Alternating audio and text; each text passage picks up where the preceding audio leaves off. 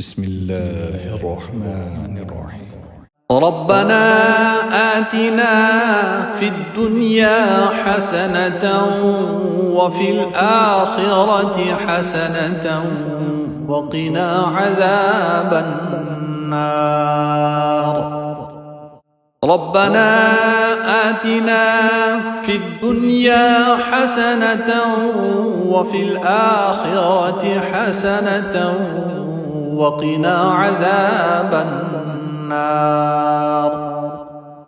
ربنا آتنا في الدنيا حسنة وفي الآخرة حسنة وقنا عذاب النار.